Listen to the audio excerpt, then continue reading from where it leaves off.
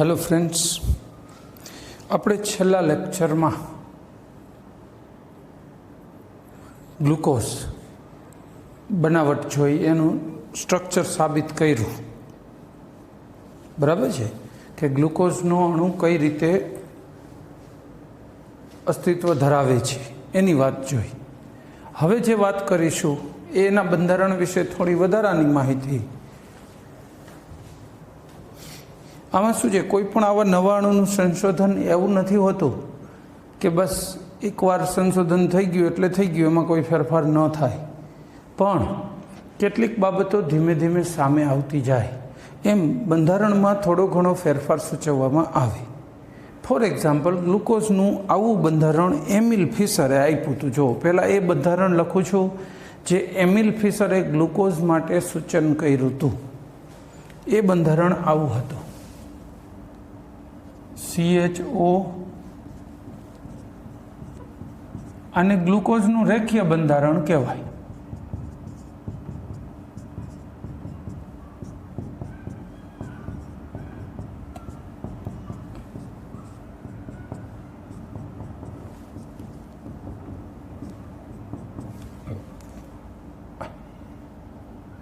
Glucose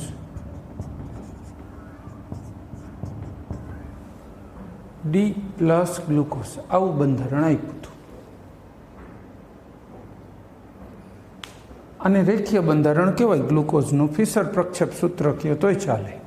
પણ આ બંધારણ માટે કેટલાકને વાંધો પડ્યો. જેમ કે હાવર્થ અને હર્સ્ટ નામના બે સાયન્ટિસ્ટ, જે તે સમયે તો વિદ્યાર્થીઓ હતા પણ સાયન્ટિસ્ટ લેવલના, અને એ લોકો રિસર્ચ કરતાં કરતાં એવું શોધી આવ્યા કે ગ્લુકોઝના આ બંધારણમાં કેટલાક પ્રોબ્લેમ છે. જો આ વાત જે કાંઈ એને શોધી એને શોધ્યા પછી એ લોકો ફિશર પાસે જ ગયા, કારણ કે ફિશર ત્યારે બહુ જાણીતા સાયન્ટિસ્ટ હતા, કે સાહેબ તમે જે બંધારણ આપ્યું છે એમાં આ પ્રોબ્લેમ નડે છે. એટલે આ સાયન્ટિસ્ટો પણ કોની પાસે ગયા હતા? ફિશર પાસે જ. ફિશર પાસે જઈને એને થોડીક રજૂઆતો કરી. રજૂઆત નંબર 1, કોઈ પણ અહીંયા આલ્ડીહાઇડ હોય ને ગ્રુપ, CHO ગ્રુપ, કોઈ પણ અણુની અંદર, એટલે સ્કીફની કસોટી આપે, સ્કીફના પ્રક્રિયક સાથે પ્રક્રિયા આપે, પણ ગ્લુકોઝ આપતું નથી. જો આ બંધારણ આપતા હોય ગ્લુકોઝનું તો આમાં પણ CHO છે, માટે આ પણ સ્કીફની કસોટી આપવી જોઈએ, પણ આપતું નથી. NaHSO3, sodium hydrogen sulphide, NaHSO3 સાથે કોઈ પણ આલ્ડીહાઇડ કે કીટોન હોય ને તો પ્રક્રિયા આપે, યોગશીલ પ્રક્રિયા આપે, ઉમેરાઈ જાય અણુ. NaHSO3 નો અણુ ઉમેરાઈ જાય આલ્ડીહાઇડ અથવા કીટોન. પણ આમાં આલ્ડીહાઇડ સમૂહ હોવા છતાંય NaHSO3 સોડિયમ હાઇડ્રોજન સલ્ફાઇડ સાથે પ્રક્રિયા થતી નથી. આવું એમણે શોધી કાઢ્યું. ઘણી બધી વાતો એને શોધી. દાખલા તરીકે ગ્લુકોઝ પેન્ટાએસિટેટ. હવે જુઓ, પેન્ટાએસિટેટ આપણે સ્ટ્રક્ચર છેલ્લે આપ્યું હતું ગયા લેક્ચરમાં. તમને ખબર હોય તો આ જેટલા OH છે ને ત્યાં દરેક જગ્યાએ શું આવશે? Acetyl group. બરાબર છે, 5 જગ્યા, 1 2 3 4 ને 5. અહીં તો કંઈ નહોતો ફરક થતો. તો આ પેન્ટાએસિટાઇલ વ્યુત્પન્નમાં આલ્ડીહાઇડ તો એમનેમ છે. તો આલ્ડીહાઇડ ગ્રુપ હોય તો NH2OH હાઇડ્રોક્સિલ એમાઇન સાથે પ્રક્રિયા આપવી જોઈએ, પણ એ આપતું નથી. જો ગ્લુકોઝનું આ જ બંધારણ આપણે સાચું માનતા હોય, સાચું ઠેરવતા હોય, તો ગ્લુકોઝે જે આ કેટલાક પ્રક્રિયાઓ કે સમીકરણોનું સમાધાન કરવું જોઈએ એ કરતું નથી. એટલું જ નહીં, ગ્લુકોઝ પાછો 2 સ્વરૂપે મળી આવ્યો.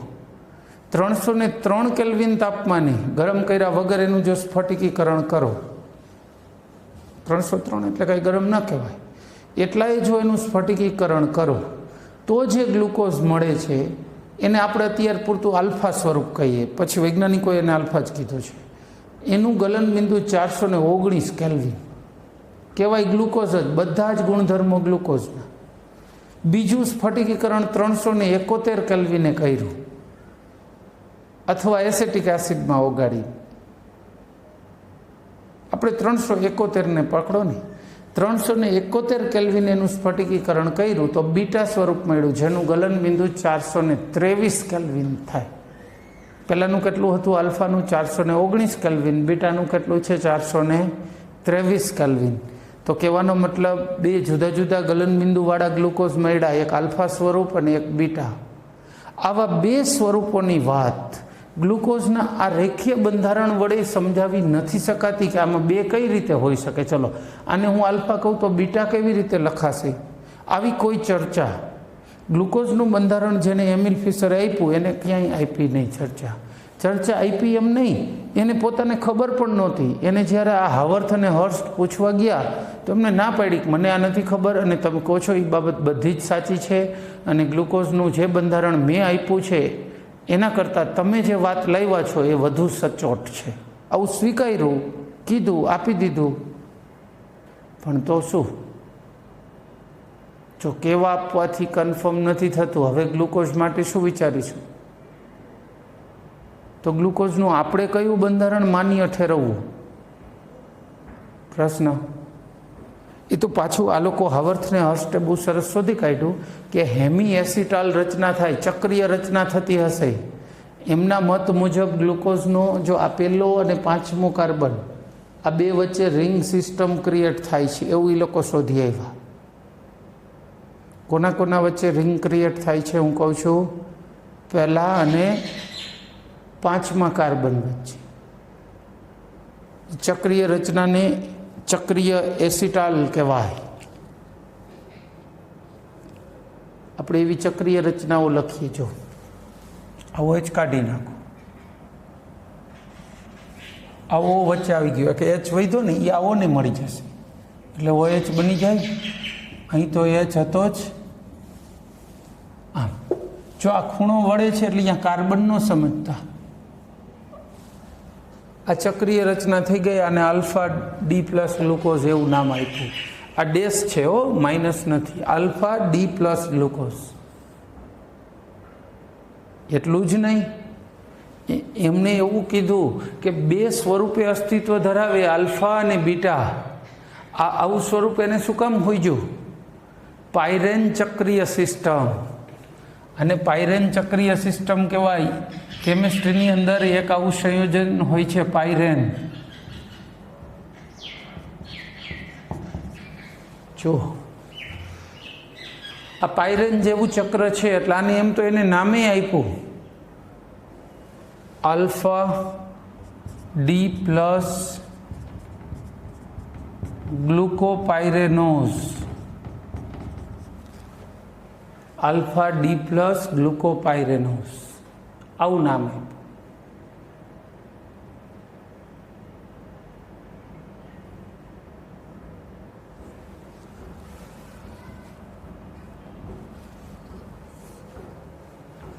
આમાંથી આવું બંધારણ બનશે. CHO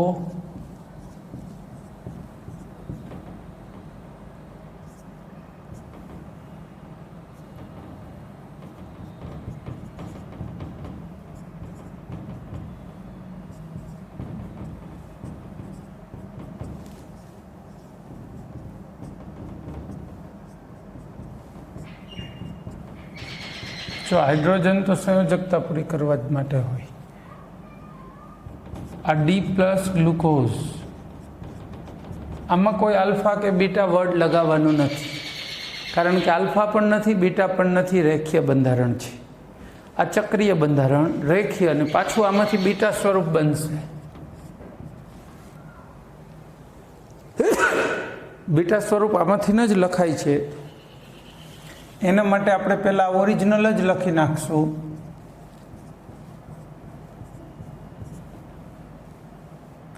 જો છેડા ઉપર CH2OH, પછીના બે કાર્બનમાં OH જમણી બાજુ, પછી ડાબી બાજુ, પછી જમણી બાજુ, એટલે રેખીય બંધારણ થઈ જાય. અને સંયોજકતા એ જથી પૂરી કરી દો. થઈ ગયું.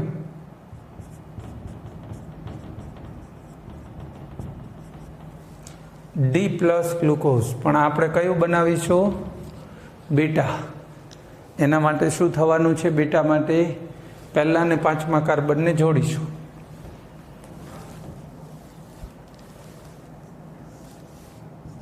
ઓથી આનો જે એચ છે એ અહીંયા જતો રહ્યો, OH અને H. જો આ જે પહેલો કાર્બન છે ને મૂળ આલ્ડીહાઇડનો કાર્બન, એને એનોમેરિક કાર્બન કહેવાય. એનોમેરિક કાર્બન. એનોમેરિક કાર્બન ઉપર OH જમણી બાજુ હોય તો આલ્ફા સ્વરૂપ અને ડાબી બાજુ OH હોય તો બીટા. આલ્ફા અને બીટાને એકબીજાના એનોમર્સ કહેવાય. એનોમર્સ યાદ રહેશે.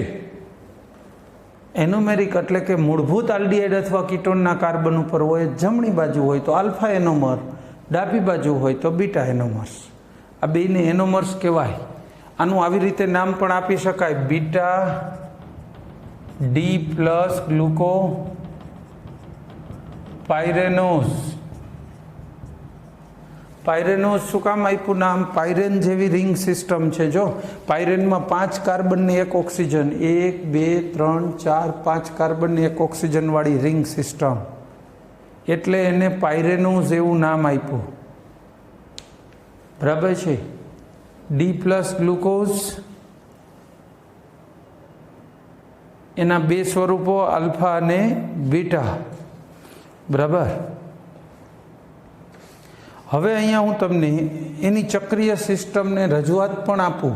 કોણે આપેલી? હાવર્થ અને હર્સ્ટે. આ રજૂઆત કોણે આપેલી છે? હાવર્થ અને હર્સ્ટે. ખાલી અહીંયા જ કીધું એવું નહીં, એને આનું ચક્રીય બંધારણ દોરીને પણ આપ્યા. બેયના. કોના કોના? બેયના, આલ્ફા અને બીટા. હું અહીં નીચે જ દોરું તો તમને વધુ ખ્યાલ આવશે. જો પહેલાં બીટા દોરી દે. આ ચક્રીય પ્રણાલી પહેલાં કોની દોરીશું? બીટા. આ ઓક્સિજનને હું ક્યાં મૂકું છું એ ખાસ જોઈજો.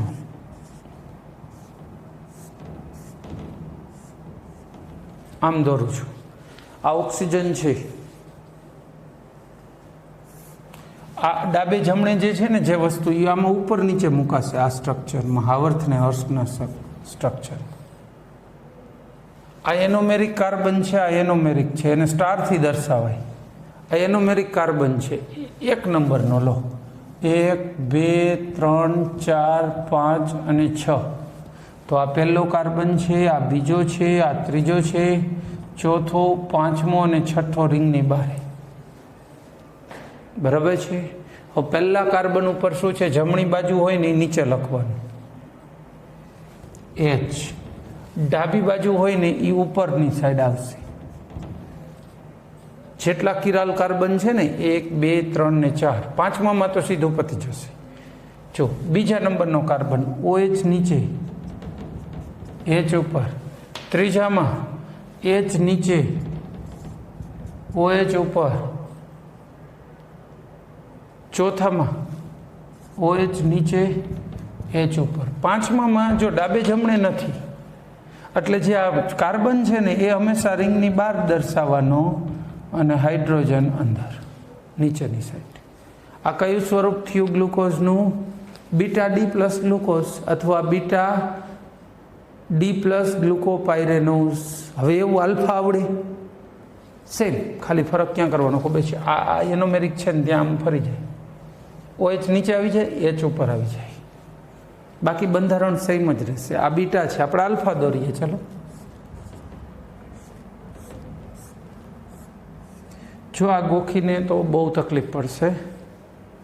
આ એક બંધારણ ગ્લુકોઝનું આવું સાદું આવડે એટલે એના ઉપરથી આ બનાવાય, એના ઉપરથી જરૂર પડે આ બનાવાય, એના ઉપરથી આ બન્યું તો આના ઉપરથી આ બની જાય.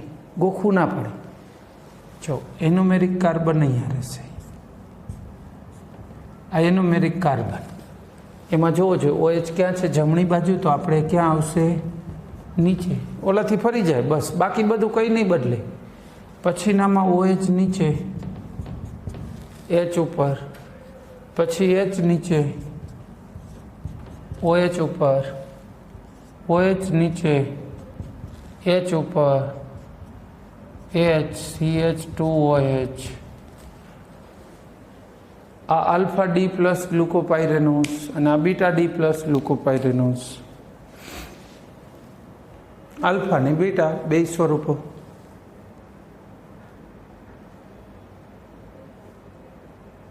આલ્ફા અને બીટા.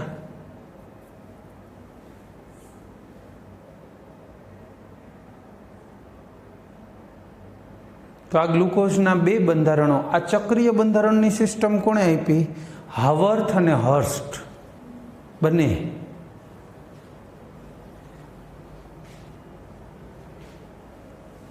તમને કહું, એમિલ ફિશરે પહેલાં બંધારણ આપ્યું 91 આજુબાજુમાં. 4-5 વર્ષ પછી આ બંને દલીલો કરી કે આલ્ડીહાઇડ આ કસોટી સ્કીફની નથી આપતું, NaHSO3 આરે સ્કીફના પ્રક્રિયકારે નહીંતર જાંબલી રંગ આપવો જોઈએ, નથી આપતું. NaHSO3 આરે યોક્સિલ પ્રક્રિયા થવી જોઈએ, નથી થતી. આવી બધી બાબતો શોધી કાઢી. એમિલ ફિશરે પોતે 95માં જાહેર કરી દીધું કે આમાં ભૂલ છે, છતાં એને નોબેલ પ્રાઇઝ ત્યાર પછી મળેલું. કારણ કે થોડીક મિસ્ટેક હોવા છતાં એનું કામ કાંઈ ઢંકાઈ નથી જતું, એને કામ ઘણું બધું કરેલું અને બધું સચોટ હતું. પણ આ એક સમજાવી શકતો નહોતો જે હાવર્થને હર્સ્ટે આ ચક્રીય રચના કરી પાયરેન જેવી અને સમજાવી દીધું. અને આજની તારીખે ગ્લુકોઝના આવા બંધારણો માન્ય છે. આ ફિશરનું બંધારણ કહેવાય, આ હાવર્થને હર્સ્ટની રીત કહેવાય. આપણા માટે આ થોડીક વધુ અગત્યની રહેશે, કારણ કે અત્યારે છેલ્લી શોધાયેલી રીત આ જ છે. આ રીતે લખો એ વધુ સચોટ થશે. બરાબર છે?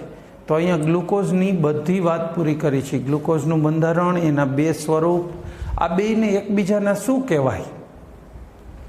ગ્લુકોઝના આ બે સ્વરૂપ આલ્ફા બીટાને એકબીજાના શું કહેવાય? એનોમર્સ. કુદરતી રીતે તમે ગ્લુકોઝનો કોઈ પણ એક ઘટક બનાવવું હોય તો 303 સ્ફટિકીકરણ કરો તો પ્યોર આલ્ફા, 371 સ્ફટિકીકરણ કરો તો પ્યોર બીટા, એવું મળે. પણ કુદરતી રીતે તમે પાણીમાં ઓગાળો, આલ્ફા લ્યો ને પાણીમાં ઓગાળો તો આલ્ફામાંથી બીટા મંડે બનવા. 36-64નો રેશિયો હોય, 36% આલ્ફા ને 64% બીટા. એ રેશિયોમાં જ આપોઆપ અસ્તિત્વમાં આવી જાય.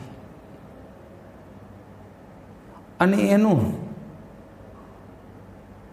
પોલરાઇઝડ લાઇટ એટલે ધ્રુવીભૂત પ્રકાશના તલને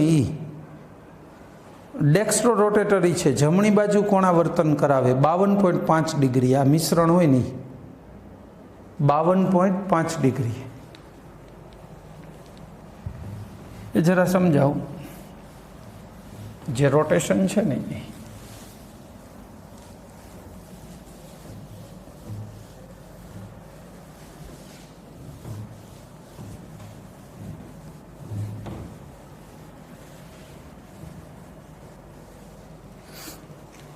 પોલારીમીટર નામનું સાધન હોય છે. એ સાધનમાં અહીંયા ધ્રુવીભૂત લાઇટ ગોઠવેલી હોય, લેમ્પ, એના જે કિરણો નીકળે એના માર્ગમાં આવી સ્લીટ ગોઠવેલી હોય. સ્લીટની જરૂર જો કે પ્રિઝમ જ ગોઠવી દઈએ, નિકોલ પ્રિઝમ હોય. આમાંથી છે ને અહીંયા જ્યારે પ્રકાશનું કિરણ નીકળે ને ત્યારે પ્રકાશના કિરણના ફોટોન શક્ય દરેક દિશામાં આમ દોલનો કરતા હોય. અમુક ફોટોન આમ દોલન કરતા હોય, અમુક આમ ત્રાંસા, અમુક આડા. પણ આમાંથી જે નીકળશે ને પ્રકાશ, એમાં એક જ દિશામાં દોલનો કરતા ફોટોન્સ નીકળી શકશે આ દિશામાં. બરાબર? બાકીના બધા પરાવર્તિત થઈ જશે. એટલે હવે જે ફોટોન્સ બચ્યા છે એ એક જ દિશામાં વાઇબ્રેટ થાય છે. એના માર્ગમાં આપણે સેમ્પલ મૂકીશું, કોઈ પણ સેમ્પલ ટ્યુબમાં. ગ્લુકોઝનું દ્રાવણ ચાલે, કોઈ પદાર્થનો સ્ફટિક અથવા એનું દ્રાવણ ચાલે, એમાંથી જ્યારે આ પ્રકાશ પસાર થાય આને ધ્રુવીભૂત પ્રકાશ કહેવાય.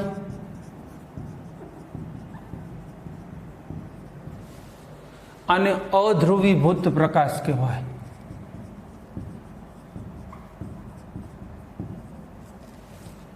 આ જ્યારે બીકરમાંથી સેમ્પલમાંથી પસાર થશે ને ત્યારે અહીંયા આપણે જોઈશું, અહીંયા લેન્સ લાગેલ હોય, આઈપીસ હોય, લેન્સ ન કહેવાય પણ આઈપીસ, આંખથી જોવાનું એટલે જોઈ શકાય એવું. અહીંયા જો એ આવી રીતે સ્ટ્રેટ દેખાય આ કિરણ, તો સમજવાનું કે આ પદાર્થ પ્રકાશ ક્રિયાશીલ નથી.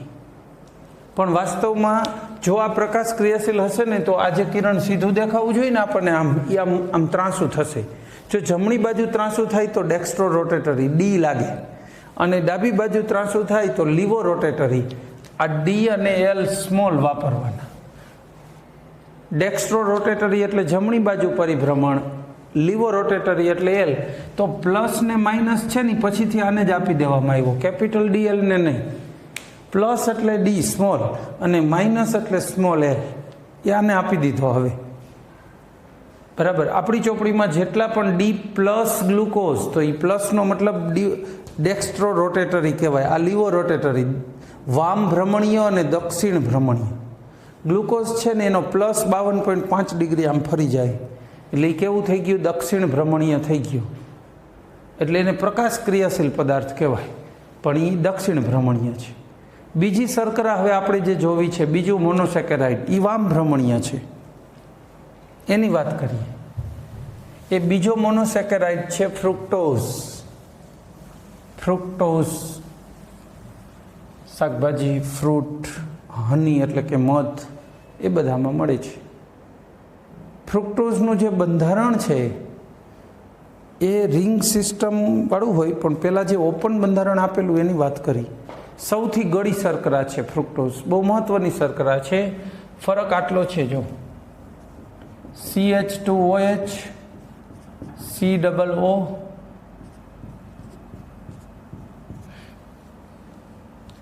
CH2OH. નીચેથી આપણે ગ્લુકોઝની જેમ લખતું જવાનું.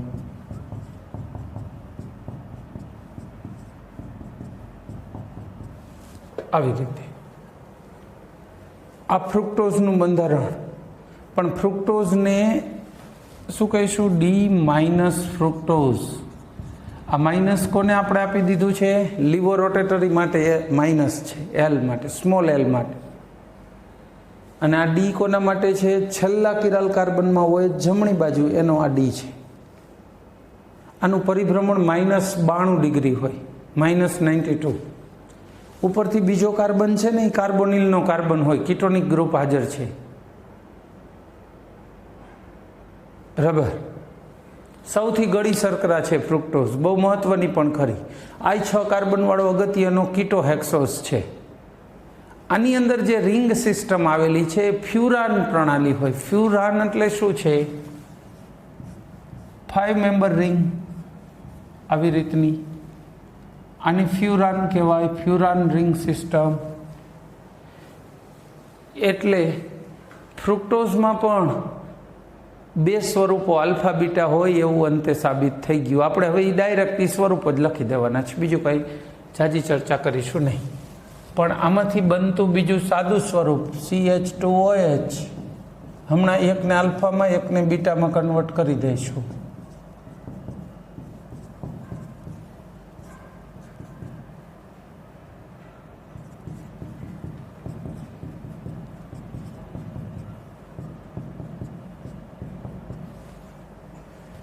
આ ડી માઇનસ ફ્રુક્ટોઝ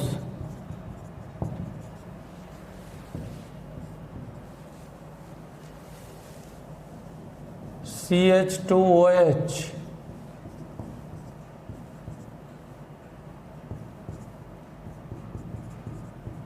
CH2OH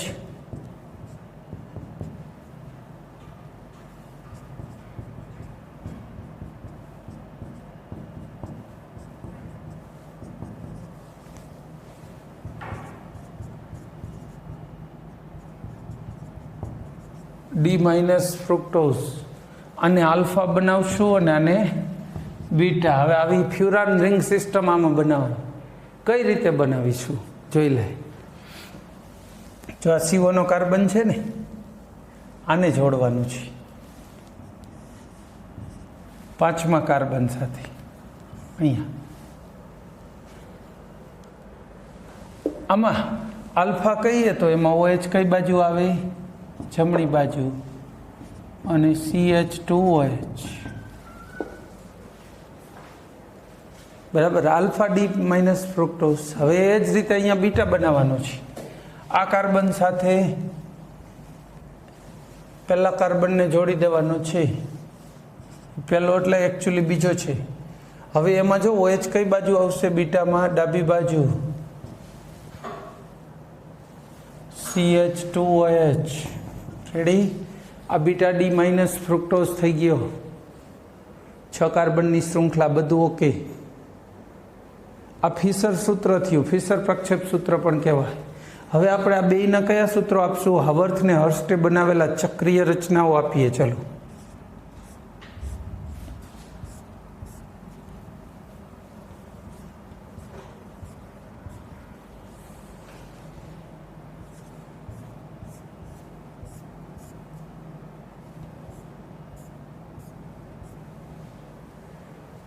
આ રચના જોઈ લે, આ ઓ છે ને આ છે, એનોમેરિક કાર્બન અહીંયા આવે, ધ્યાનમાં રાખજો.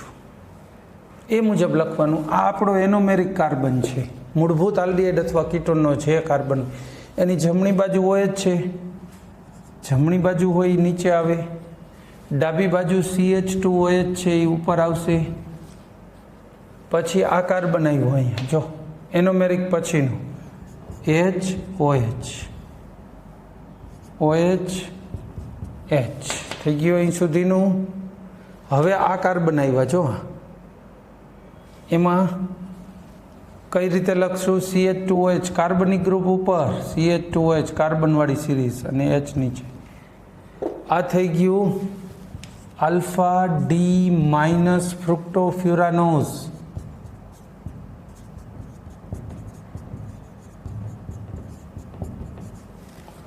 Alpha D minus ફ્રુક્ટોફ્યુરાનોઝ.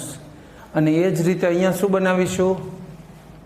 આ એનોમેરિક કાર્બન છે, આ કાર્બન નીચે CH2OH જમણી બાજુ છે, આ OH અહીંયા, પછીના કાર્બનમાં HOH,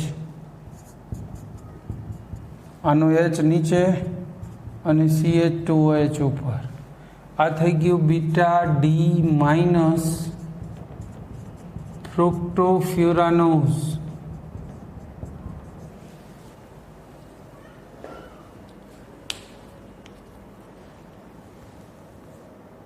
બરાબર. આ ફ્રુક્ટોઝના બે બંધારણ થયા. ફ્રુક્ટોઝ પણ મહત્વનો કીટો હેક્સોઝ છે, બરાબર છે. આ બીજી આપણી મોનોસેકેરાઇડ શર્કરા થઈ. બસ બે સાથે આપણા મોનોસેકેરાઇડની વાતો પૂરી. હવે આપણે જે કંઈ ચાલુ કરીશું એ ડાયસેકેરાઇડ નેક્સ્ટ લેક્ચરમાં લઈશું.